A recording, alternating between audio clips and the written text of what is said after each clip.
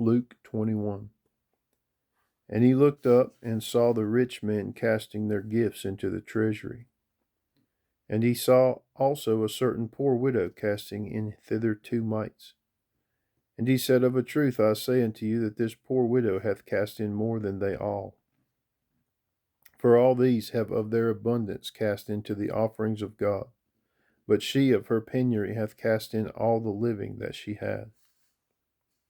And, and as some spake of the temple, how it was adorned with goodly stones and gifts, he said, As for these things which ye behold, the days will come in the which there shall not be left one stone upon another, and shall not be thrown down. That shall not be thrown down. And they asked him, saying, Master, but when shall these things be? And what sign will there be when these things shall come to pass? And he said, Take heed that ye be not deceived. For many shall come in my name, saying, I am Christ, and the time draweth near. Go ye not therefore after them. But when ye shall hear of wars and commotions, be not terrified. For these things must first come to pass, but the end is not by and by. And he said unto them, Nation shall rise against nation, and kingdom against kingdom. And great earthquakes shall be in divers places, and famines, and pestilences, and fearful sights, and great signs shall there be from heaven. But before all these they shall lay their hands on you, and persecute you, delivering you up to the synagogues and into prisons, being brought before kings and rulers for my name's sake. And it shall turn to you for a testimony.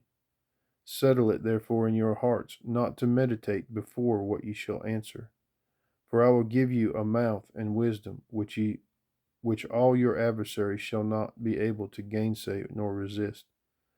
And ye shall be betrayed both by parents and brethren, and kinsfolks and friends, and some of you shall they cause to be put to death.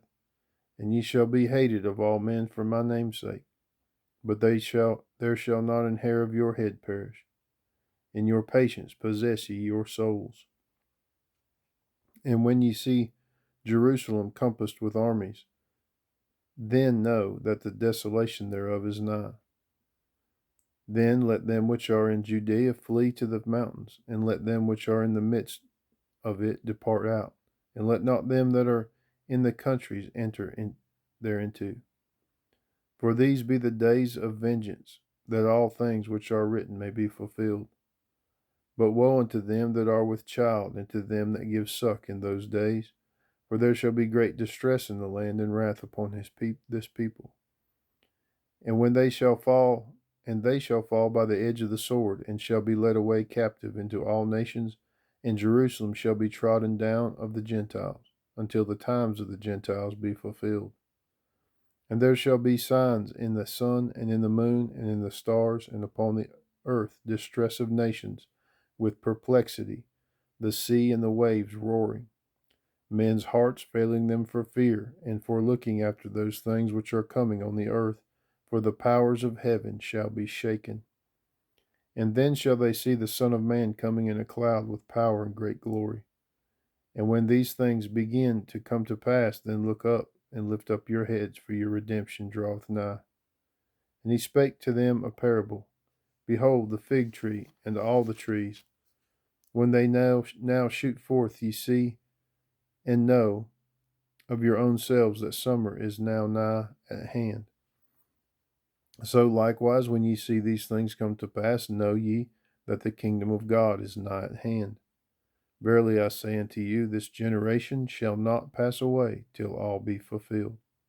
Heaven and earth shall pass away, but my word shall not pass away.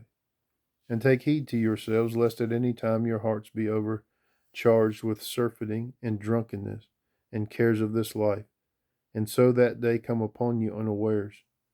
For as a snare shall it come on all them that dwell on the face of the whole earth.